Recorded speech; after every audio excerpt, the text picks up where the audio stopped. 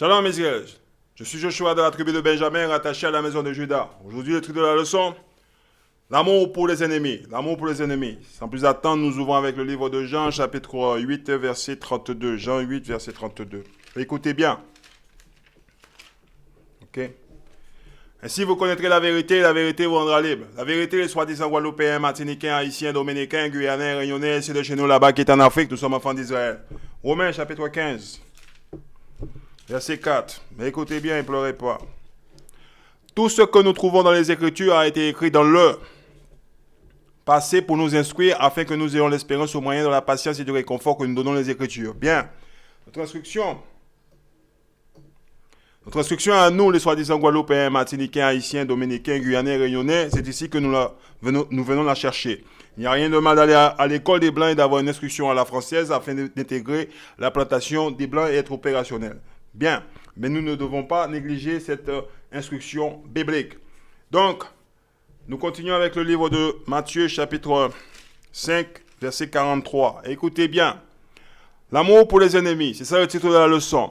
Vous avez entendu qu'il a été dit, tu dois aimer ton prochain et haïr ton ennemi. Mais moi, je vous dis, aimez vos ennemis et priez ceux qui vous persécutent. Bien.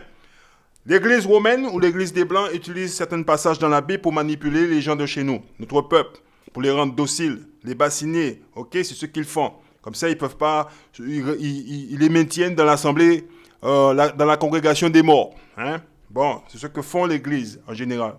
Ils utilisent ce passage de la Bible pour vous amener à prier pour les ennemis, dans l'intérêt de l'ennemi, ok, pour ce qu'a fait leur père. Ceux qui ont opprimé nos parents, tué, abusé, violé, vendu nos parents, ce sont aujourd'hui leurs enfants aujourd'hui qui sont vos pasteurs, vos juges, vos policiers, vos maires, vos hommes politiques, etc. Ok, et quand vous allez à l'Assemblée des Blancs, ok, vous priez on va dire, pour l'ennemi parce que c'est ce qui vous enseignent. Ils utilisent des passages de la Bible pour le faire. Ok? Bien. Alors, on va voir à qui Jésus, il s'adressait. Hein? Il s'adressait à qui? Matthieu chapitre 5, verset 43. Vous avez entendu. Donc, quelqu'un a entendu quelque chose. À qui Jésus, il adressait son enseignement. Ok? Jean chapitre 18, verset 19. Ne pleurez pas. Ça arrive là. Jean chapitre 18, verset 19. Écoutez bien. Ok? Le grand prêtre interrogea alors Jésus sur ses disciples et sur l'enseignement qu'il donnait. Jésus lui répondit, j'ai parlé en public à tout le monde. J'ai toujours enseigné dans les synagogues et dans les temples où se rassemblent tous les juifs. Je n'ai rien dit en cachette. Point final, terminaire. Chapitre 3, verset 1. Jean chapitre 3, verset 1. Il y avait un homme appelé Nicodème qui était du parti des pharisiens et qui était un chef des juifs. Il était chef des juifs. Les Juifs parlent aux Juifs. Écoutez bien. Il vint une nuit en secret auprès de Jésus et lui dit, Maître, nous savons que Dieu t'a envoyé pour nous enseigner. Les pharisiens, ils savaient cela. Ok? Bien. Car personne ne peut faire des miracles comme tu en fais si Dieu n'est pas avec lui. Vous voyez? Bien. Chapitre 1, verset 43. Donc, les Juifs parlent aux Juifs. Ça arrive, pleurez pas. Le lendemain, Jésus décida de partir pour la région de Galilée. Il rencontra Philippe et lui dit, suis-moi. Philippe était de Bethsaïda, la localité où vivaient André et Pierre. Ensuite, Philippe rencontra Nathanaël et lui dit, nous avons trouvé celui dont Moïse a parlé dans le livre de la loi, Deutéronome chapitre 18, versets 15 à 18. Écoutez bien. Et dont les prophètes aussi ont parlé. On peut lire ça dans le livre de Isaïe, Ézéchiel. Écoutez bien. C'est Jésus, le fils de Joseph, de la ville de Nazareth. Ok? Fils de Joseph. À l'école des Blancs, on a appris Jésus, il est né d'une Vierge Marie. Ok? On peut lire maintenant, Monsieur Leblanc. Écoutez bien. Nathanaël lui dit, peut-il venir quelque chose de bon de Nazareth? Philippe lui répondit, viens et tu verras. Quand Jésus vit Nathanaël venir à lui, ok? Il dit à son sujet, voici un véritable Israélite, réveillez-vous. Ok? Il n'y a rien de faux en lui. Nathanaël lui demanda, comment me connais-tu? Jésus répondit, je t'ai vu quand tu étais sous le figuier avant que Philippe t'appelle. Alors Nathanaël lui dit, Maître, tu es le fils de Dieu, tu es le roi d'Israël. Il est le roi d'Israël. Donc il parle avec qui? Avec le peuple d'Israël. Bien, Matthieu chapitre 5, verset 43. Parce que l'Église utilise ces passages de la Bible pour manipuler les gens de chez nous. Comme ça, il les maintient dans l'assemblée des congrégations, dans l'assemblée des morts. Ok, quand vous allez à l'église des Blancs, vous êtes dans l'assemblée des morts. Ok, vous avez entendu qu'il a été dit, tu dois aimer ton prochain. Où on a entendu cela? Lévitique chapitre 19. Ok, la Bible doit être lue d'une certaine façon, ligne sur ligne, un peu ici, règle sur règle, ligne sur ligne, un peu ici, un peu là. Voilà. Alors on doit le lire de cette façon pour la comprendre. Lévitique chapitre 19, verset 1. Le Seigneur dit à Moïse, écoutez bien, à Moïse de communiquer à toute la communauté d'Israël les prescriptions suivantes. Soyez saints, car je suis saint, moi, le Seigneur, votre Dieu. Verset 17. Écoutez bien. N'ayez aucune pensée de haine contre un frère. Retenez bien ceci, contre un frère. Mais n'hésitez pas à le réprimander afin de ne pas vous charger d'un péché à son égard. Bien.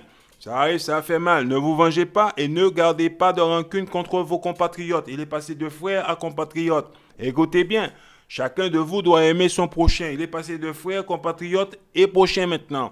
Comme lui-même, je suis le Seigneur. Deutéronome chapitre 22, verset 1. Ça va vite, hein? Écoutez bien. Si vous apercevez une vache, un mouton ou une chèvre appartenant à un compatriote, à votre frère, à votre prochain. Vous le voyez? Errez à l'aventure, ne laissez pas l'animal s'en aller, mais essayez de le ramener à son propriétaire. Si le propriétaire habite trop loin, ou si vous ne le connaissez pas, vous prendrez l'animal chez vous et vous le garderez jusqu'à ce que le propriétaire vienne le chercher. Alors, vous le lui rendrez. Vous agirez de même si vous trouvez un âne, un manteau ou tout autre objet égaré par son propriétaire. Vous ne pouvez pas refuser de vous en occuper. Si vous voyez un âne ou un bœuf appartenant à un compatriote, à un frère, ok, à un prochain, vous le voyez? Bien, ça arrive, ça va faire mal. Tombez en chemin, vous ne devez pas non plus laisser le propriétaire s'en occuper seul. Aidez-le à relever l'animal. Bien, Exode 23, on va lire verset 4. Exode chapitre 23, verset 4. Et ça arrive, ça va faire mal. Si vous rencontrez le bœuf ou l'âne égaré de votre ennemi, vous le voyez, ennemi maintenant, ramenez-le lui. C'est 5. Si vous apercevez son âne effondré sous la charge qu'il porte, ne passe pas outre, aidez plutôt votre ennemi et à remettre la bête sur ses pattes. Bien, Matthieu chapitre 10, verset 36. Il doit être lu de cette façon. Écoutez bien. Voilà. On aura pour ennemis les membres de sa propre famille. Vous le voyez? Matthieu chapitre 10, verset 36. On aura pour ennemis les membres de sa propre famille. Matthieu 5, verset 43. Écoutez bien. Vous avez entendu qu'il a été dit, tu dois aimer ton prochain. Ton prochain, c'est ton frère, ton compatriote. Ok? Et haïr ton ennemi. L'ennemi. Ok? Écoutez bien. Mais moi, je vous dis, aimez vos ennemis. L'ennemi fait référence. Matthieu chapitre 10, verset 36. On aura pour ennemis les membres de sa propre famille. Ok? Bien. On retourne là-bas. Matthieu chapitre 5, verset 44. Mais moi, je vous dis, aimez vos ennemis. Aimez votre frère. Ok, c'est ce qu'on a lu dans Lévitique chapitre 19, verset 17. Cela a été dit à qui? Aux Israélites. Ok? Et priez pour ceux qui vous persécutent. Donc, il ne fait pas, comment je peux le dire, clairement et nettement pour vous. Donc, Jésus ne vous demande pas de prier pour les Blancs, les Japonais, les Arabes, les Africains, ceux qui vous persécutent. Ils ne sont pas membres de votre famille. Ok? Bien, j'espère que vous l'avez bien compris. Ok? Prenez votre temps, lisez-la. Pour vous donner la preuve que Jésus, il parlait au peuple d'Israël, on remonte au verset 38. Matthieu chapitre 5, verset 38. Vous avez entendu qu'il a été dit œil pour œil et dent pour dent. Où on a entendu cela? Deutéronome chapitre 19, verset 21. Là, on a entendu. On a entendu quelque part. Ça arrive. Ok? Deutéronome chapitre 19, verset 21. Vous n'aurez aucune pitié à l'égard du coupable. Il doit être puni. Vie pour vie, œil pour œil, dent pour dent, main pour main, pied pour pied. À qui cela a été dit? Chapitre 1. Deutéronome chapitre 1, verset 1. Ce livre rapporte les discours que Moïse adressa à toutes les Israélites. Ok? Donc cela a été dit à qui? Aux Israélites. Matthieu chapitre 5, verset 38. Vous avez entendu qu'il a été dit œil pour œil et dent pour dent. Ça a été dit à qui? Aux Israélites. Ok? Verset 33. On remonte verset 33. Matthieu 5, 33. Vous avez aussi entendu qu'il a été dit à nos ancêtres. Nos ancêtres. Nos ancêtres. Ok, vous le voyez? N'auront pas ton serment, mais accompli ce que tu as promis avec serment devant le Seigneur. Ok? Il dit à nos ancêtres. On va voir l'ancêtre. Ok? Il est là, ça arrive. Voici la liste des ancêtres de Jésus-Christ, descendant de David, qui était lui-même descendant d'Abraham. Abraham fut père d'Isaac, Isaac fut père de Jacob, Jacob fut père de Judas et de ses frères. Bien. Donc à qui Jésus s'adresse dans Matthieu chapitre 5, verset 43? Il s'adresse au peuple d'Israël. Voilà. C'est au peuple d'Israël qu'il dit ça. Ok? Hein? Qu'est-ce que je fais dans ma corps? Ok? Hein? L'amour du prochain, l'amour pour les ennemis, il fait référence à l'ennemi de notre peuple. Et il n'y a personne d'autre. Monsieur Leblanc, il utilise des passages de la Bible pour manipuler les gens de chez nous, pour les maintenir dans l'assemblée des morts. Et vous, comme vous ne lisez pas la Bible, eh ben, vous ne le voyez pas. Hein, c'est dans la Bible. Ok, donc lisez la Bible. Bien. Alors, votre frère Joshua va vous montrer une toute petite, un petit livre. On met ça de côté. Voilà. Ok, Michel Onfray, Décadence, Flammarion, je fais de la publicité. Ok, c'est pas Joshua qui l'a écrit. On va à la page que j'ai soulignée pour vous, mes frères et mes sœurs. Eh oui, 219. Voilà, on va le voir. Ok, voilà. Hein, vous pouvez lire cela. Ça, on va lire ce qui est souligné ici. Voilà, la guerre, juste, c'est juste la guerre. On a peine à imaginer que le Jésus qui invite à pardonner les péchés d'autrui, qui célèbre la douceur et l'amour du prochain, qui invite à la compassion et à la bienveillance, qui prêche l'humilité et la patience, qui condamne ceux qui veulent lapider la femme adultère, qui invite à aimer ses ennemis. Vous le voyez? Écoutez bien, vous allez voir. Qui demande qu'on prie pour ses persécuteurs et générer des générations d'hommes qui, se réclamant de lui, ont tué, massacré, pillé, saccagé, ravagé, dévasté, détruit, violé, torturé, décimé, exterminé, assassiné, anéanti, génocidé, ethnocidé. Ok? Alors les Blancs, lorsqu'ils sont arrivés là-bas en Amérique, hein, Christophe Colomb, il est arrivé en Amérique, il est venu avec la Bible dans la main, ok? Et l'épée. Ok? Yo soy Cristóbal Columbus desde España. Yo soy católico. Gostaria tu tierra. Donc, comment ils ont fait pour acquérir l'Amérique? Ils ont tué les gens. Ok? Voilà. Et c'est ce qu'ils font aujourd'hui, hein, sous d'autres formes. Ils envahissent les pays économiquement. Ils leur imposent des embargos s'ils ne veulent pas faire ce qu'ils demandent de faire. Ok? Ils utilisent l'épée. Hein? C'est comme ça qu'ils font. Donc, ils donnent la démocratie. Hein? Personne ne leur a demandé, mais ils donnent la démocratie. Hein? Voilà. Donc, ils ont tué, massacré des gens. Bien. On tourne la page. On va lire ce petit bout ici. On peut tout faire dire au Christ. C'est ce qu'ils font. Hein? Ils vous racontent des sottises. Quand vous allez là-bas à l'église des Blancs, vous êtes assis là-bas, vous écoutez ces gens-là, ils vous disent des sottises. Ils vous lisent la Bible, ils ne vous donnent pas le sens de ce qui est lu correctement. Il vous dit juste Jésus-Christ, il a dit, il faut prier pour son ennemi. Oui, mais qui est l'ennemi? Ok? Il faut qu'il explique qui est l'ennemi. Il faut qu'il identifie qui est l'ennemi que vous devez prier pour. Alors, ils vous font prier, ok, pour ce qu'a fait leur père. Parce que ce sont les descendants des gens qui nous ont opprimés, qui sont nos avocats, nos policiers, nos politiciens, nos maires, nos docteurs, nos professeurs, etc. Et j'en passe. Ok? Donc, ils utilisent les écrits bibliques pour tromper notre peuple. C'est pour vous maintenir dans l'assemblée des morts. Pour éviter que vous vous réveillez et que vous vous rebellez contre eux. Et que vous n'allez plus là-bas à l'assemblée des morts. C'est pour ça qu'ils utilisent la Bible. Et nos frères qui vous enseignent la Bible, entre guillemets, ils savent cela.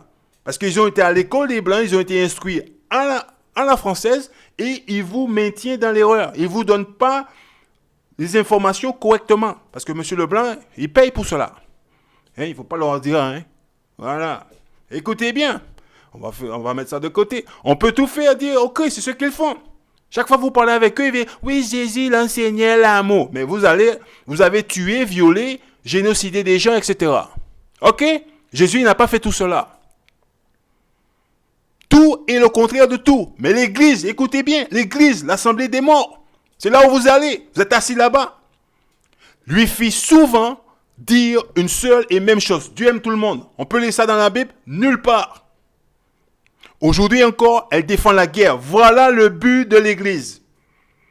Quand ils ont envoyé les prêtres jésuites, ok, chez les gens, dans les pays, les prêtres jésuites, ils ont une fonction bien précise. Ils font ce qu'on appelle de la reconnaissance militaire. Leur travail, c'est d'aller là-bas, compter, surveiller les gens, compter combien qu'il y en a, comment on peut prendre ce pays. Ok? Par la violence. C'est comme ça qu'ils font. Combien de personnes qui peuvent défendre ce pays? Combien d'hommes qu'ils ont? C'est quoi leur force? C'est quoi les outils, les armes qu'ils peuvent utiliser contre nous? C'est ce qu'ils font, les prêtres. C'est pour ça qu'ils ont mis des églises un peu partout. Ça sert à surveiller les gens. Jusqu'à nos jours. Ah, ok, bien. Je ne vais pas vous raconter, faire un cours militaire là-dessus. Bon, ce n'est pas moi, c'est le livre de ce monsieur. Je vous dis ce qui se passe. Bon, alors on va continuer la leçon. On ne va pas dormir dessus. Vous savez, le plateforme de Joshua, c'est ici. C'est ici. Bon, j'espère que vous avez vu. Dès l'ennemi, Jésus-Christ, il fait référence. C'est l'ennemi de notre peuple. Ok? Bien. Alors, on va faire un peu d'histoire. Ok? Dans le livre. 1 Samuel, chapitre 15. Chapitre 18. 1 Samuel, chapitre 18, verset 28. On va faire de l'histoire un peu. Un peu d'histoire. Eh oui, un peu d'histoire. Et écoutez bien. Lorsqu'il fut tout à fait évident pour Saul que le Seigneur était avec David et que Mika, sa propre fille, l'aimait, sa crainte à l'égard de David augmenta encore et sa haine envers lui devint définitive. Bon, correction arrive. La correction. Oh, Joshua, ça va vite. Eh oui, c'est comme ça. 1 Samuel, chapitre 18, verset 28. Vous le voyez? Alors Saul vit et comprit que l'Éternel était avec David. Et Mika, fille de Saul, l'aimait. Mais Saul continua de craindre David encore plus et fut toujours ennemi de David. Vous le voyez? Bien. La correction a été faite. Ok, correction faite. Ok. Bon. 1 Samuel chapitre 18, verset 28. Ouais, vous voyez? Lorsqu'il fut tout à fait évident pour Saul que le Seigneur était avec David. Vous voyez? Et que Mika, sa propre fille, l'aimait. Sa crainte à l'égard de David augmenta encore et sa haine envers lui devint définitive. Bien. Ok? Donc, vous l'avez vu. J'espère pour vous. Chapitre 19, 1 Samuel, chapitre 19, verset 1. Saul informa son fils, Jonathan et tous ses ministres de son intention de faire mourir David, de tuer David. Ok? Tout le monde le voit? Mais Jonathan, qui avait beaucoup d'affection pour David, l'en avertit Saul.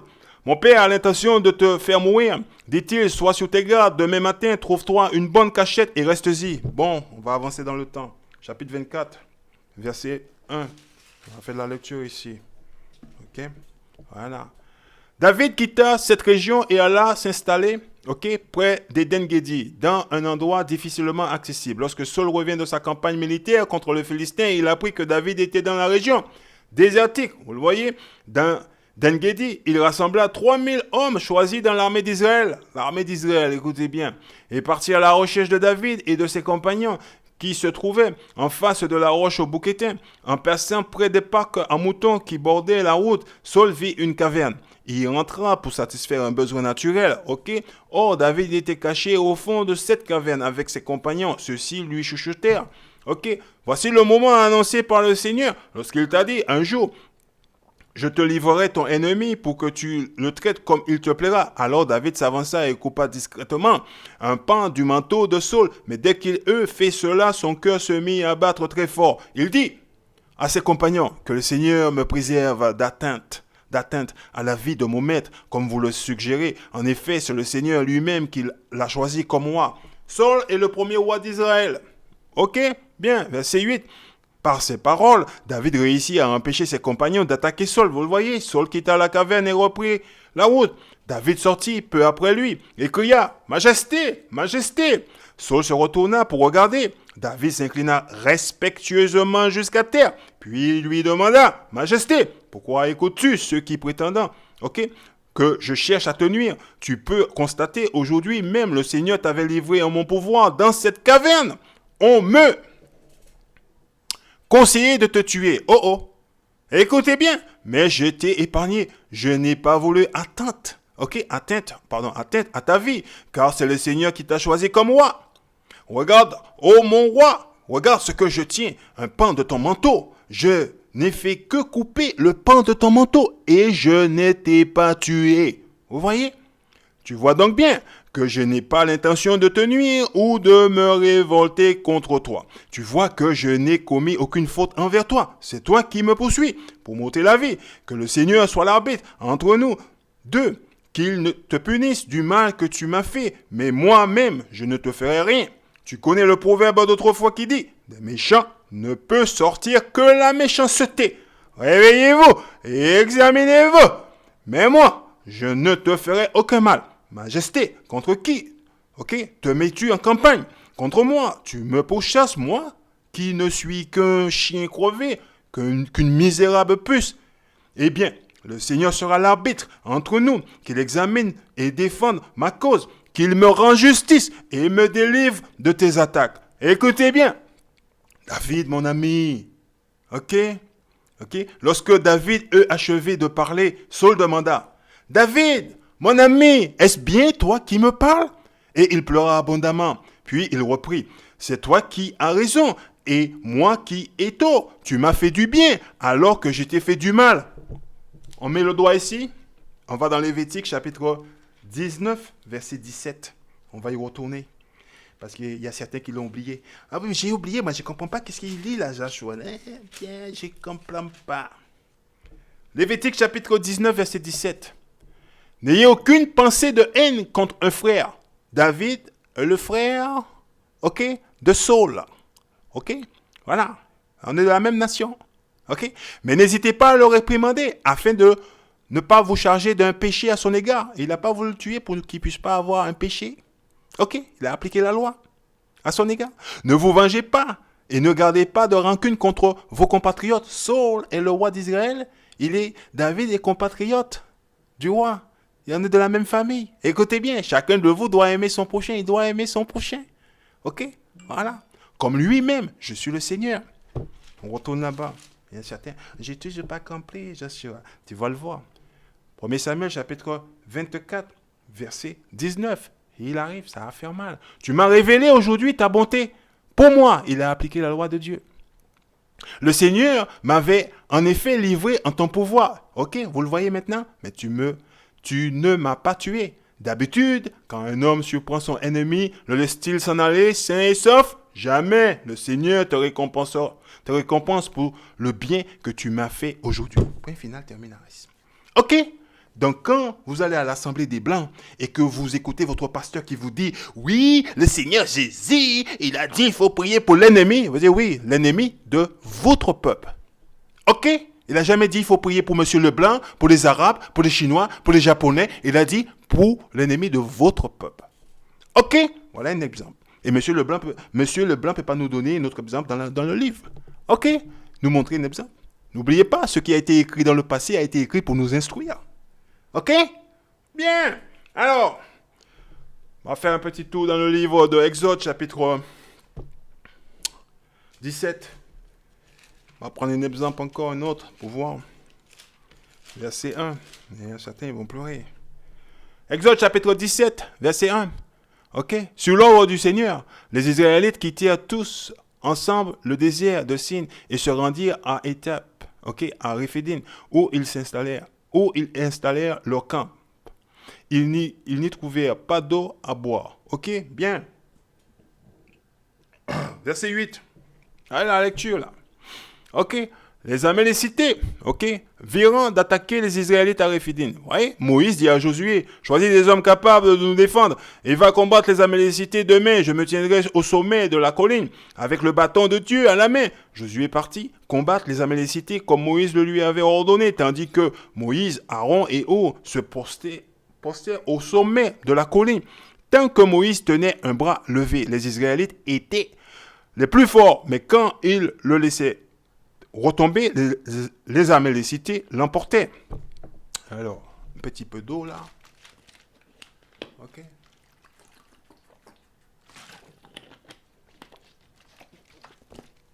On continue. Alors on est là. Verset 11, verset 12. Ok. Lorsque les deux bras de Moïse furent lourds de fatigue, Aaron et Our prirent une pierre et la placèrent près de Moïse. Ok, Moïse y assit, Aaron et Our chacun d'un côté, lui soutenant les bras qui restèrent ainsi fermement levés jusqu'au coucher du soleil. Josué remporta une victoire complète sur l'armée amalekite. Le Seigneur dit à Moïse, mets tout cela par écrit, ok? Ce qui veut dire les paroles s'en vont, l'écrit reste. Pour qu'on ne l'oublie pas, vous le voyez? Le Seigneur il a dit, mets ça par écrit, pour qu'on ne l'oublie pas. Et dit à Josué que j'exterminerai les Amalécites de telle sorte que personne sur terre ne se souviendra d'eux. Alors Moïse construisit un autel auquel il donna un nom signifiant le Seigneur est mon étendard et il déclara, puisque les Amalécites ont osé lever la main contre le trône du Seigneur, le Seigneur sera toujours en guerre contre eux. Bien. 1 Samuel, chapitre 15, et on va lire verset 3. Et oui, on va voir qu'est-ce que le Seigneur a fait. Alors, 1 Samuel chapitre 15, verset 1. Samuel dit à Saul, c'est moi que le Seigneur a envoyé autrefois pour te consacrer au roi d'Israël, son peuple. Écoute donc ce que j'ai à te dire de sa part. Voici ce que déclare le Seigneur, le Dieu des troupes d'Israël. Vous le voyez? Je me souviens de ce que les Amalécites ont fait au peuple d'Israël. Vous le voyez? Lorsqu'il est sorti d'Égypte, ils lui ont barré le passage. Eh bien, va les attaquer maintenant. Détruis complètement tout ce qui leur appartient, sans pitié. Mets à mort tous les êtres vivants, hommes et femmes, enfants et bébés, bœufs et moutons, chameaux et ânes. Vous le voyez? Le pasteur, il ne va pas lire ça. Hein? Il ne veut pas lire ça, le pasteur. Il veut vous maintenir dans la congrégation des morts. Et vous y allez là-bas, ok? Assis là-bas et vous écoutez votre pasteur. Débiter des conneries et après, quand vous rencontrez Joshua, vous essayez de vormer ces conneries sur Joshua. Ok? Oui, Jésus, il a dit qu'il faut prier pour l'amour, pour l'ennemi. Quand je vous dis Jésus, il est noir, vous faites les grands yeux, vous ouvrez vos yeux. Ah oui, vous êtes surpris. Il est noir. C'est marqué dans la Bible. Ok? Voilà. Bien. Luc, chapitre 18. Non, moi je trouve ça un peu difficile. Je trouve ça un peu, hein, vous ne savez pas quoi dire parce que votre pasteur vous apprend, il vous lit pas la Bible correctement, hein, voilà. Luc chapitre 18. Écoutez bien, verset 1. Jésus leur dit ensuite cette parabole, pour leur montrer qu'ils devaient toujours prier et ne jamais se décourager. Et c'est ce que vous faites. Ok, on va le voir. Hein? Il y avait dans une ville un juge qui ne craignait pas Dieu et ne respectait personne. Vous voyez, il y avait aussi dans cette ville une veuve qui venait fréquemment le trouver pour obtenir justice. Ok, vous voyez, justice. Rends-moi justice contre mon adversaire, contre mon ennemi. Alors, qui est l'ennemi de notre peuple? Ceux qui nous ont mis la chaîne autour de notre cou, ce n'est pas nos amis. Les Blancs ne sont pas nos amis. Alors, quand vous allez à l'assemblée des Blancs, vous êtes à l'assemblée des morts. Et qu'est-ce qu'ils vous apprennent? À prier, ok, dans leur intérêt. Ils utilisent des passages de la Bible. Ils vous disent, voilà, vous savez, Jésus, ok, il priait pour l'ennemi. Il dit, c'est ce qu'il faut faire. Mais vous oubliez que pendant des générations, que nos parents, ils n'étaient pas autorisés à lire et à écrire. Et s'ils étaient trouvés avec un livre, ils étaient trouvés en possession d'un livre, ils étaient mis à mort par les Blancs. Alors aujourd'hui, tout le monde a oublié cela.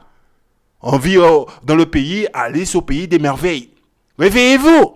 Réveillez-vous! Ces gens-là nous ont introduit leur concept de la religion durant l'esclavage. Examinez-vous, on n'a pas de chaîne sur notre cou. Ok? Ce qui veut dire, ils nous ont détruits. Ok? Ce n'est pas un livre pour Monsieur Leblanc. Ce livre-là appartient au peuple d'Israël. Bien. Alors, on va le voir encore, on va le relire. Écoutez bien ce qu'il dit ici. Luc chapitre 18. Ok, verset 3. Il y avait aussi dans cette ville une veuve qui venait fréquemment le trouver pour obtenir justice. Rends-moi justice contre mon adversaire, contre mon ennemi, disait-elle. Voilà ce que l'ennemi a fait durant l'esclavage. Alors ceux qui ne l'ont pas, demandez à Google. Ok, je vous la montre pour les nouveaux venus. Ok, voilà, vous demandez à Google Voilà, ce n'est pas Joshua qui l'a écrit. Voilà. Ok, voilà. Nous, on va lire ça ici, là. Écoutez bien. Okay. Vous devez utiliser la femelle contre le mâle et le mâle contre la femelle. Il faut également que vos domestiques blancs et les contrôleurs, méfiants de tous les noirs, se méfient de vous. Mais il est nécessaire que vos esclaves fassent, confiance et dépendants de nous. Vous voyez? Voilà. Il y en a certains maintenant, ils sont en train de regarder la leçon et ils prennent le téléphone, ils appellent leur maître d'esclaves. Oui, maître, Joshua, il enseigne les gens à quitter la plantation. Eh oui, c'est ça que j'enseigne, moi. Ok? Oui, il leur dit, il faut quitter la plantation, il ne faut pas aller à l'église des Blancs. C'est ça que j'enseigne, moi. Regardez ce que ces gens nous ont fait en esclavage. Hein? Voilà. Écoutez bien. Hein? Dépendant de nous, ils doivent nous aimer. Après tout ce qu'ils ont fait à notre peuple, on doit les aimer. Vous le voyez? Ils ont tué, violé, abusé de notre peuple. On doit les aimer. Nous respecter et ne faire confiance qu'à nous uniquement. Vous le voyez? Voilà. Et tout cela, on l'a eu où? Ça nous a été inculqué en esclavage. Ils nous ont introduit leur concept de la religion en esclavage. Leur vision de la religion en esclavage. Vous le voyez? Messieurs, ces kits sont vos clés pour la commande. On a été programmés comme un ordinateur. Utilisez-le. Que vos épouses et vos enfants, les juges, les avocats, les policiers de nos jours, ce sont les descendants de ces gens qui ont opprimé notre père et nos mères. Réveillez-vous. Et ils sont les professeurs de nos enfants aujourd'hui. À l'école, qu'est-ce qu'ils nous enseignent? Que les Grecs ont apporté la civilisation à l'humanité. Réveillez-vous. Ne manquez jamais une occasion d'utiliser cette méthode de façon intense pendant une année. Les esclaves eux-mêmes resteront perpétuellement méfiants. Pour toujours. On est divisé par la religion. Il y en a certains chez nous, ils sont baptistes. Moi, je suis mormon, je suis catholique, je suis évangéliste, je suis témoin de Jéhovah, Tu es un enfant d'esclave. Tu es un esclave. Réveillez-vous. Maître, Joshua, il enseigne les gens de quitter la plantation. Il révèle la vérité. On va finir lire ça. Ça va faire mal. Luc chapitre 18, verset 4. Pendant longtemps, le juge ne le voulut pas. Puis il se dit, bien sûr, je ne crains pas Dieu et je ne respecte personne. Mais comme cette veuve me fatigue, je vais faire reconnaître ses doigts. Sinon, elle continuera à venir et finira par m'exaspérer, me fatiguer. Puis le Seigneur ajouta, écoute ce que dit ce mauvais juge. Et Dieu ne fera-t-il pas justice aux siens quand ils crient à lui jour et nuit? Tardera-t-il à les aider? Je vous le déclare, il leur fera justice rapidement. Mais quand le Fils de l'homme viendra, trouvera-t-il la foi sur la terre? Bien, allez. Bon, donc arrêtez d'aller à l'église des Blancs et de prier pour les Blancs, en faveur des Blancs. Priez pour votre peuple. Bien. Bon, alors... on va continuer.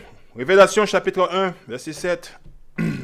Révélation chapitre 1, verset 7. Regardez bien.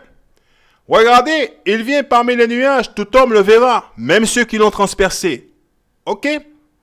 Tous les peuples de la terre se lamenteront à son sujet. Oui, il en sera ainsi.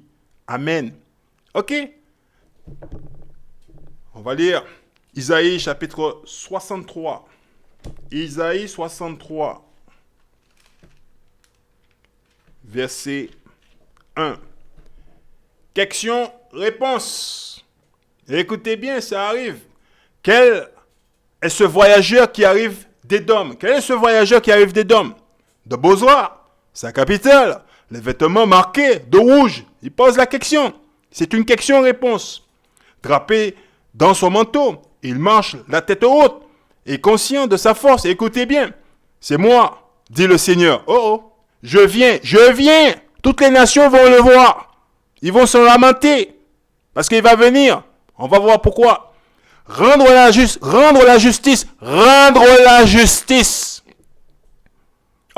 Il va venir rendre la justice.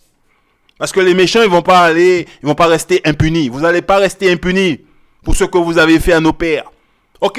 Vous n'allez pas rester impunis pour ce que vous avez fait à nos ancêtres. Et m'en prendre aux nations. Ceux qui nous ont vendus, qui nous ont kidnappés, vendus, abusés, violés, tués, vous n'allez pas rester impunis pour sauver mon peuple, les soi-disant Guadeloupéens, Martiniquais, Haïtiens, Dominicains, Guyanais, Réunionnais. Réveillez-vous, le salut est à portée de main. Ok? La preuve, il y en a des nouveaux. Oui, il a dit mon peuple. Jérémie 31. Ouais, tout le monde est son peuple. Si tu acceptes Jésus dans ton cœur, tout le monde est son peuple. Jérémie 31, verset 1. Écoutez bien. Quand le moment sera venu, dit le Seigneur, je serai le Dieu de tous les clans d'Israël. Et ils formeront mon peuple. Ok? Donc, le programme que vous avez reçu chez M. Leblanc, pouvez-vous commencer à le mettre à la poubelle. Ou bien mettez-vous à jour. Mise à jour. Ok? Bien. Verset 2. Isaïe chapitre 63, verset 2. Mais pourquoi ce rouge à ton manteau? Pourquoi ton manteau il est rouge? Et ces taches à tes vêtements? Pourquoi tes vêtements ils ont des taches rouges? On dirait que tu as travaillé à fouler du raisin au pressoir. Verset 3. Oui, j'ai travaillé au pressoir et seul. Écoutez bien. Sans personne de mon peuple avec moi. Dans ma colère et ma fureur, j'ai piétiné des gens. Oh, je les ai tués. C'est ce qu'il dit. Je les ai foulés aux pieds. Leur sang a giclé sur mes habits. Oh. Préparez-vous. Le salut est à portée de main. J'ai taché tous mes vêtements. C'est que j'avais à cœur de prendre aujourd'hui ma revanche. Le moment était venu de délivrer mon peuple. C'est nous qui allons être sauvés. Seul le peuple d'Israël. Les soi-disant Guadeloupéens, Martiniquais, Haïtiens, Dominicains, Guyanais et Réunionnais et ceux de chez nous là-bas qui est en Afrique. Ok? Les autres nations, ils vont être détruits. J'ai cherché quelqu'un du regard, mais personne pour m'aider. Je suis resté surpris que personne ne m'assiste. Alors j'ai décidé d'y mettre la main, moi-même. Ma fureur m'en a donné la force. Dans ma colère, j'ai écrasé les gens. Je les ai tués. Je les ai enivrés de ma fureur. J'ai répandu leur sang à terre.